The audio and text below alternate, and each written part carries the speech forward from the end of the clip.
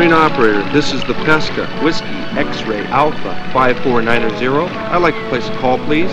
Yes, sir. What number? I'd like to make a local call, 727-5039. UVR, I got 10,000 to buy. Morgan Stanley got 25% on the floor. India free. That's what one. That's what right now.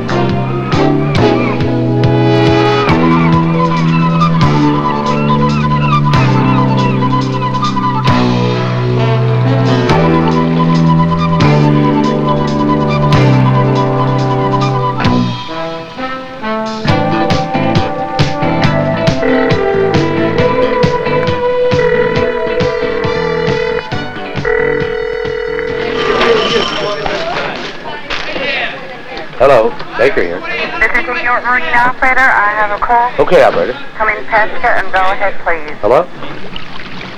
Baker, I want 200 shares of Bluefish at 17 pounds and over. Right, 17. Hey, Marty. How you doing? Trying to get me jealous? Oh, I'd love to, Marty, man, but you know, I can't. The pork bellies are really taking off, man. There's going to be a Bluefish blitz today, Baker. You can bet your stocks on that. I can't. I could, I know. I shouldn't. I will. I'll see you in 20 minutes. Bye-bye.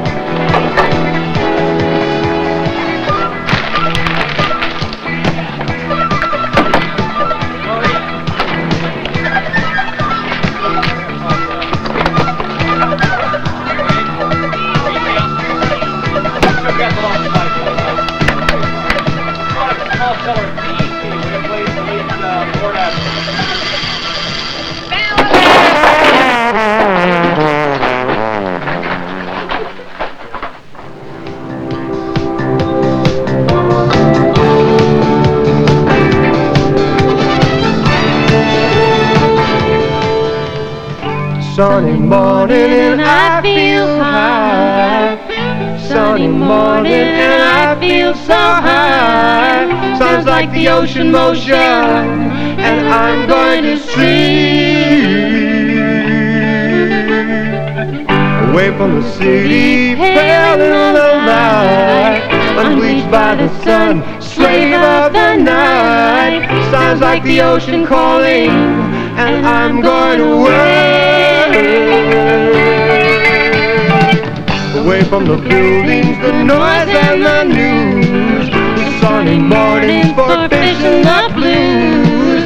Sounds like the ocean motion, and I'm going to see. Sunny morning, sunny morning, sunny morning, and I feel high. Sunny morning, sunny morning, sunny morning, and I feel high. Sunny morning, sunny morning, sunny morning, and I feel high. Sunny morning, sunny morning, sunny morning, and I feel high. I'm Al Loran-C, an avid fisherman and biology teacher. I live just 30 miles from New York City on Long Island's Great South Bay. This is where I grew up and learned that good tackle and preparation are essential for catching fish. I'm hard-pressed to keep on top of all the details it takes to be successful at fishing. I have 30 or 40 reels, mostly pen reels, that I have to clean and maintain with new lines, ball-bearing swivels, and lures. My boat, the Skimmer, is a 23-foot Mako. I enjoy and pride myself in fishing for all types of fish, both inshore and offshore. Whether it be snappers or giant tuna, my father and Lynn, my wife, are my fishing buddies. What amazes me is that we're so close to New York City, and yet Great South Bay is a very unique estuary. The salt marshes, protected by the sheltered waters, nourish the plankton and the copepods. These in turn feed the bait fish and the crustaceans, and the hard-shell clams. 2/3 of all the hard-shell clams consumed in the United States come out of Long Island. People aren't the only species dependent on the bay, however. Over 75% of all finfish use an estuary at some time in their life cycles.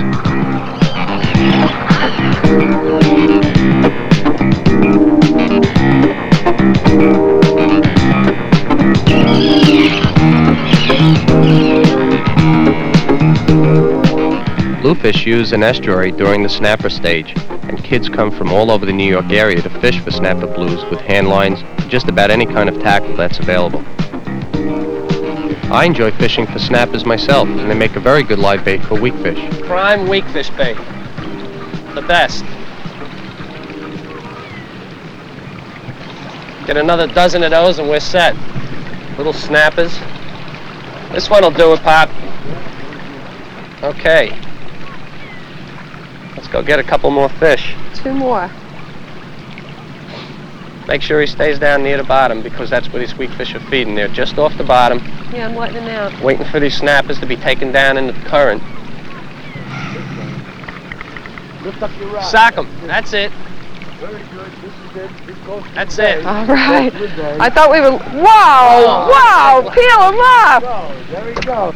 You guys gonna get the gaff ready? Yeah, here, Dad. Hold on to this one. I hope this is as big as he feels like. Weakfish made a tremendous comeback in this area after having all but disappeared from 1955 to 1973.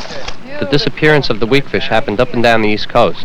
I think that it was due directly to pollution and loss of bay grasses and the grass shrimp that are the primary food for weakfish during their spawning run in the bay. Look at those canines. That's for when he gets that snapper. Wow. He just grabs a hold of him, those teeth dig in, and he Yeah, holds it, and he swallows that incredible. fish. I got one on. Oh, he's after a snapper. Does he have your snapper? That's your snapper, you know. Let it down. Let it go. Let it out. He came all the way up to the top. Did you see that? Your snapper I know. hit that weight up. He swam right up to the top of the water with that weakfish chasing him. Well, they really go after these snappers, don't they? They're good baits, aren't they? What are these? This summer's? Yep. By the way, I just got hooked up here. Did you? Yeah, this summer's. Dad, you're gonna have to do the gaffing. I got a Oh, fish this is a running. nice fish. He's coming My right one up. concern Oh, is the no. ever-increasing Put the hook deterioration through it. of the quality of our environment. Ocean dumping is still going on, as is the polluting of our inshore waters with sewage and sludge into the once pristine marshlands of the estuaries. These rods have some backbone. If we continue to destroy these estuaries that are the spawning ground of many of the bait fish as well as the game fish, we are committing ecological suicide. Gaff the fish. Those weakfish really take the snappers, huh? The small snapper or the baby bluefish, it's a predator eating the small shiners and everything in the bay, but at the same time it's the prey for these fish. I know. But it's in a just- couple of months, it's going to be a voracious Oh, fish that's in a going to couple be of months eating it could- everything in sight. It could be the other way around. I know. I've seen weakfish eaten by bluefish, you know, so Food chain is remarkable. it is. No such thing as a free lunch. What's amazing is to be using the same fish as a bait at one point and then going after it and catching it as your primary fish the next time around, you know. Things change. It's incredible. It really is. These are beautiful fish. How about And, some bluefishing then? Yeah, why not? Let's take a run offshore, see if we can find some bluefish.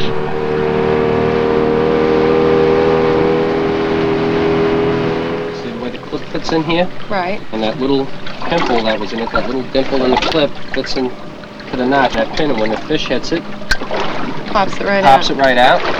Line comes to the top, and you're free to fight the fish on a nice light tackle. You got over here. Rather than that. Rather than the wire. Right. You know, instead of cranking it and hauling I know, it, you know, drags it weighs it a down. ton, destroys the fight of the fish, there's no Sure. stretching it. This is the best way to do it. Get this boat going out.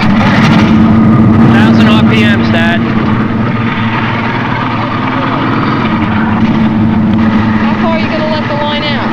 About 200 feet back and about 30 feet down. The fish are hanging right about 30 feet after the bait fish, the sand eels that are in there. So the downrigger gets the line down there where you want it. That's exactly what it does. I got the line out the distance, just take my line and hook it onto the downrigger. Why is it necessary, though, to keep it so far out? Well, you have to have a certain distance behind the trolling ball or you may spook the fish. I think. I rely on a number of basic bluefishing techniques. Jigging or trolling or casting lures to blues feeding on the surface, they're all my favorites. One method we use is trolling umbrella rigs, which display a number of plastic lures that are remarkable likenesses of the sand eels the bluefish feed on. This is probably the most widely used trolling method there is in the Northeast. I fish most often with my father, the person most responsible for introducing me to what I feel is the greatest of sports. We have been fishing together for 30 years, and yet there are not many sports that lend themselves to this kind of sharing. Yeah, you got a ways to go. Did he come up top? Yeah, he jumped one. There he is. Good going.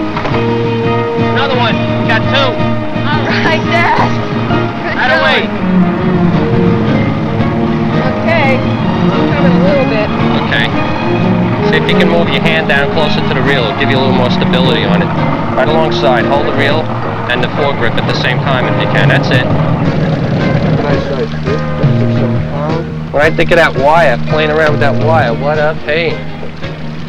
This makes it Beautiful, just 20-pot dead line in. My dad's the most dedicated angler I know.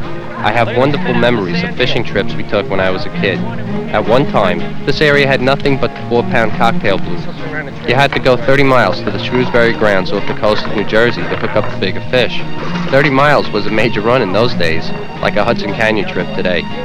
Since then, with the development of center console boats, reliable motors, and Loran-C, such a trip is a piece of cake.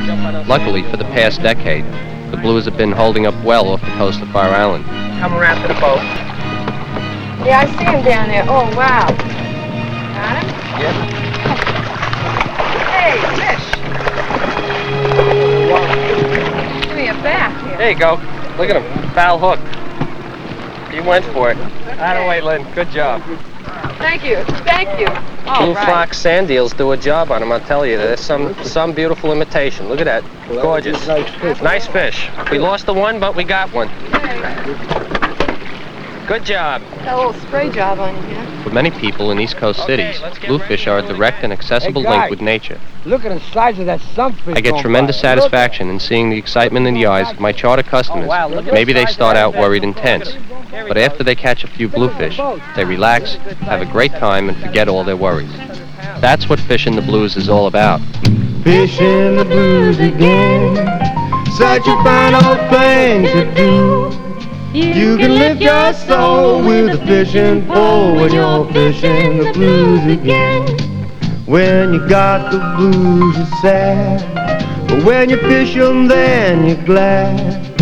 When the bunker's wobbling and the bluefish are gobbling, it's the best damn time you've had. Well, you're out on Chesapeake Bay, just a-fishing the blues all day. Well, fishing the blues, well, it's better than booze, and you're fishing the blues again. Fishing the blues again, such a fine old thing to do. You can lift your soul with a fishing pole when you're fishing the blues again. Along the Jersey shore, you can hear the angler say, blues will take the bait in Sandy Hook and strip line to Cape May. Well, you're out on Great South Bay, just having a fine old time. Well, it's such a delight, that big appetite when you're fishing the blues again. I said, fishing the blues again.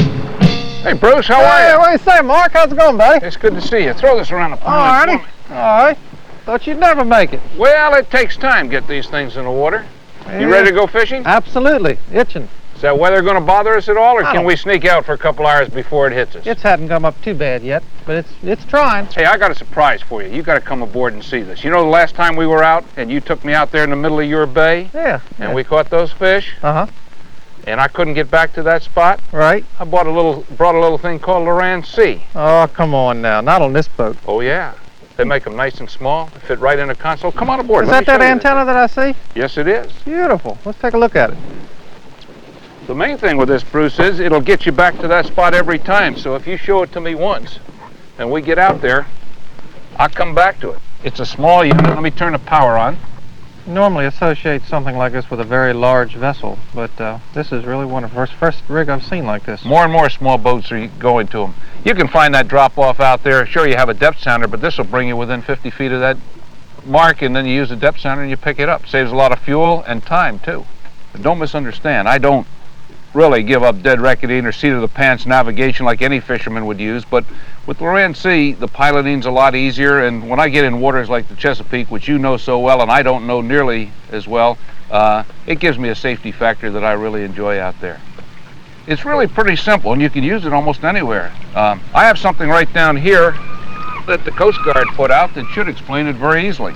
As I understand it, it works off of radio transmissions, one main station and 2 or more secondary stations. Right. The signal from the secondary transmitter gets here a short time after the master signal. the Loran-C measures the slight time differences and displays them in microseconds right on the dial, which are really millionths of a second.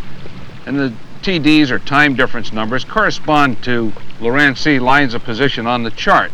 Bruce, as you know, you need 2 lines of position to get a fix.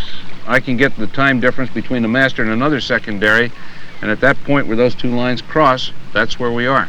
You know, with this unit, it also generates latitude and longitude automatically just at the touch of a button, so you don't need special Loran charts to use it. Just push the button and it'll show you where you are. Bruce, I can show you how this works very simply if you'll just show me where we're going to fish today, and then we can check it on the way out.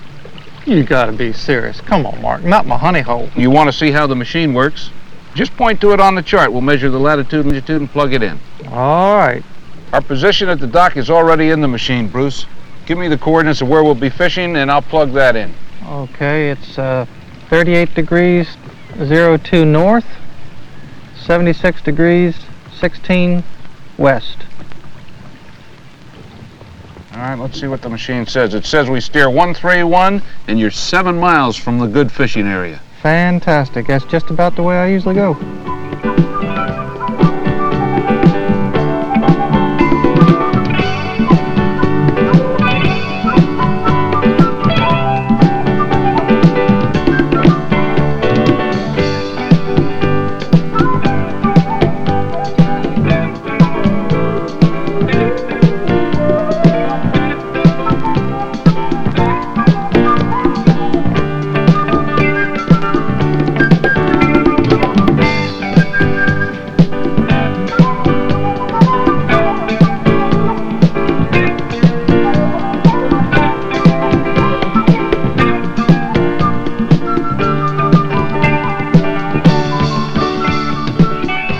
What we have here is ground menhaden. These bluefish migrate every year up the Chesapeake. This is their natural bait. It really makes a difference, Bruce, when you grind that moss bunker up fresh, doesn't it? Absolutely. The fresher, the better. How do you know when you have enough in the water? How do you know that you don't want to overfeed the fish, and yet you don't want to put so little in that they won't come up in that slick?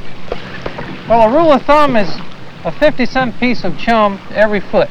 Now, if you can keep it going that way, just like a little sidewalk running back behind you, that's ideal. What tide do you like? Does it make any difference whether it's incoming or outgoing? Not too much. As long as just a slow, moderate, easygoing tide is all you need. We'll bait these up one by one, give you an idea of just how to go about it. Starting with the fillet, very simple. You don't want to ball it up on your hook. You simply once through as such, and then just let it lay just as straight as it can be. The fish will come right up and just swallow it right in, just pretty as you want. What about the back of the bullet? Well, the back of the bullet, simply the same thing on the back. The fish gets a little more complex, but once again into the meat side, just once up, you want that to look like a minnow. If it's sitting sideways like so in a tide, it's no good. It has to be hooked on the end so it lays perfectly streamlined. Once again, the fish comes up and swallows it.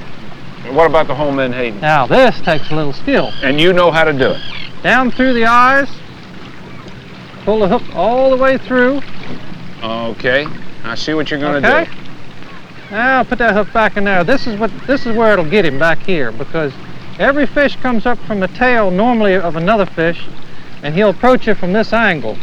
So as you see, the hook is there waiting for him. You get him every time. Which one should I use first? Have you picked? I'll take the one that's on there. Okay, let's go get him. I'll tell you, you know, this secret thing of yours, Bruce, of putting 2 of these fillets back to back, when you bring it in, it really twists the line if you don't have a good swivel. I like to use ball bearings, sample ball bearing swivels on there, because they work. It really does a job. Ball bearing is always a better swivel than the conventional. Especially you get out here and you get that line twisted, you just can't work it in a slick. Once lost a 50-pound red drum one time. And you know what kind of swivel it was? It wasn't American made. Think I feel one, Mark. There he is. There he goes. There he goes. Come on, big boy. Come on. There we go. Come on, big boy. Boy, they're taking it gently, swimming right up the slick with the bait. There he goes. There he goes. Oh, he's mad now. Hold him, mackerel. You're supposed to be doing the chumming, and here you are catching a fish. It's called charming.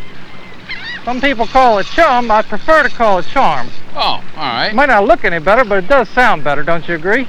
Oh, you got him up in a hurry, too. He came up and he's got a full belly. Well, let him throw the chum outside the boat, and then we'll bring him in. Can you release him? I think we're going to have to gaff this one. All right. He looked like he was really hungry when he come up on that hook. Here you go. Beautiful fish. Boy, they're real big this time of year, aren't they? They're working right up in that chum slick. Absolutely. That's why they call them Chesapeake piranhas. He sure wants to close that mouth on that de-hooker. Very powerful jaws. Oh, is it powerful. All I can do just to hold him back. Just beautiful fish. You know, they've got to be one of the most popular fish on the coast, Bruce. They're really something.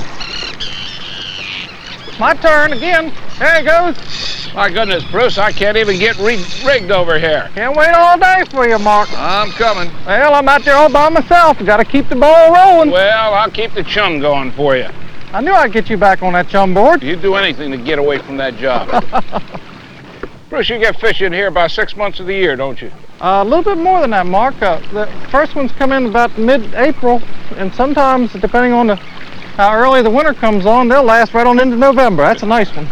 Just incredible. You only work a few spots. Some of the drop-off edges are better than others. We can definitely release this one, All Mark. right, let's get that gaff in his... This one's hooked perfect. Boy, they're still pretty, whether it's the first fish or the last. There we go. Okay, now to give her a little spurt. You've got that flick down to a There science, you go. don't you? Well, you can say suey, suey, suey once in a while. It might help. And there's a fish hitting me right now. Yeah, you can't do anything wrong See? today, can you? Rod holder fish. Bruce, if you haven't been that close, I'm going to try a fly rod. Okay. See if I can't get this thing going. You think they're going to be real active now?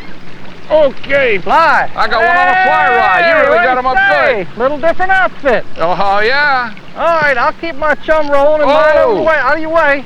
Oh, I only got a little mono on there. Holy mackerel. What'd you do, bring the gorillas in? I think they're coming up close now. Yeah, you got those gorillas in there.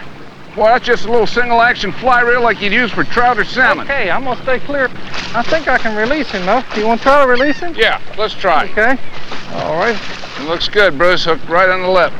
You know, with just one of those wet belly lines, That's good. Stripped it back in, and he wants to go. Here we go. We'll gain on him. There he is. Nice fish on that pole. There he is. Whoa! Oh, here's a fat one. Boy, they're tough for their size, aren't they? They sure are. I love these fly rods. Let's have it. And we'll see if I can lead them to you. Okay. You get that? Okay, you devil. There he goes. Beautiful. Looks like they're working that fly over right smart. Boy, I'll tell you, there isn't much left on that thing. Mark, you know, this weather's getting worse all the time. I believe we ought to wrap it up. I never argue with the local authority, Bruce, so if you think we ought to go in, I'm with you. I believe it's that time.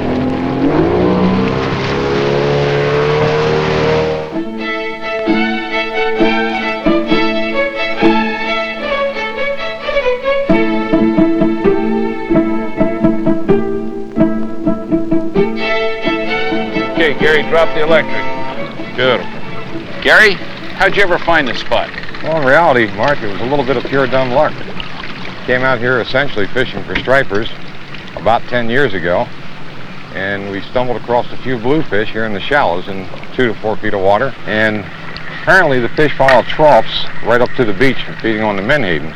They're only good, though, for about 2 to 5 weeks, depending on the water temperature. In the spring? In the spring of the year.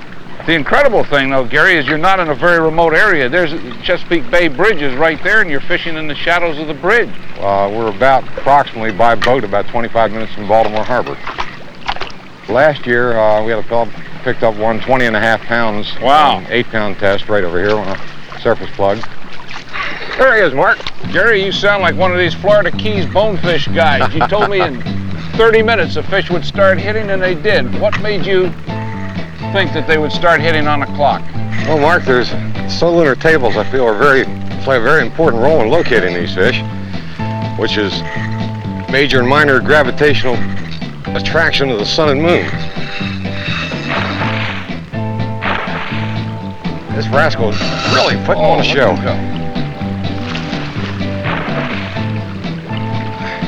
Oh yeah, deep-bodied. Boy, they really perform. That water's clear right here, too. Yeah. Look at them in there. You want to land them on that side? Bring them on the other side. Give them run those engines. I see the fish.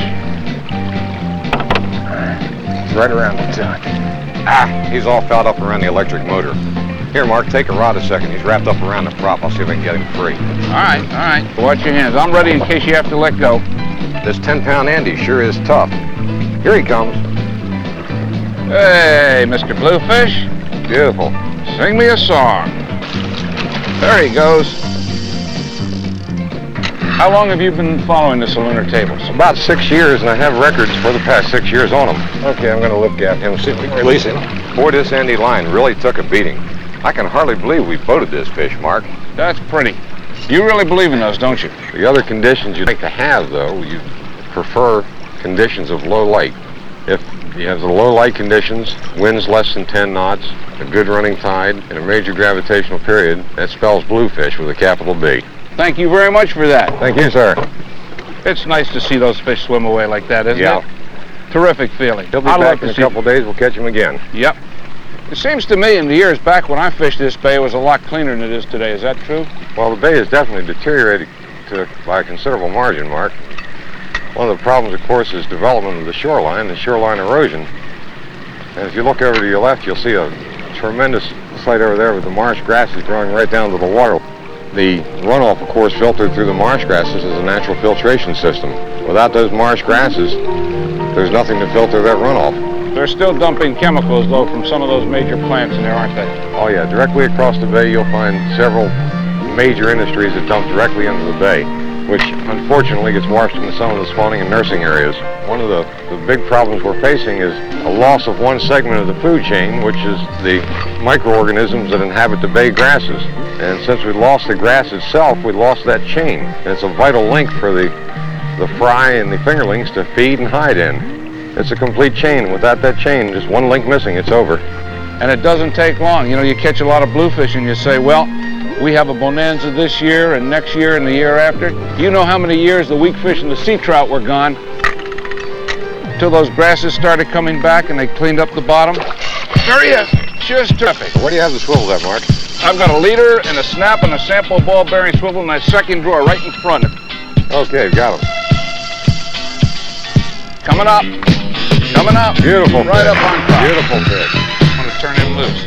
There he goes. Coming up. Looking good. There you see that boat, and there they go. Do it every time. Every time. You can get them on the lip. Good shot. Boy, they have hard mouths. They have a concrete mouth on them. God, they're pretty in the sun, aren't they? Yeah. Everybody calls them bluefish, but they're not really blue. They're kind of a greenish gold. And they have a purple stripe Purple down stripe right down the back. Okay, looks good. Let's see if we can put him back and let him grow up to some trophy size. I'll tell you, Gary, these bluefish really chew you up. You have to gauge that shock tippet to the size of the bluefish. I like that double surgeon's knot. You know, you can tie it in a hurry. Sometimes. Just take the two ends, put it through, hold all four ends. Hold tight. Tight. Did you see what I did on this, Gary? Put a match behind this, heated up the plastic, bent the lip back. When it goes through the water, it goes shh, shh. The other thing, you know, on this wrap, well, I took the lead hook off, the front hook. When that plug is thrashing around in the mouth of a bluefish, it isn't going to get in your hand. Well, let's get him, Mark.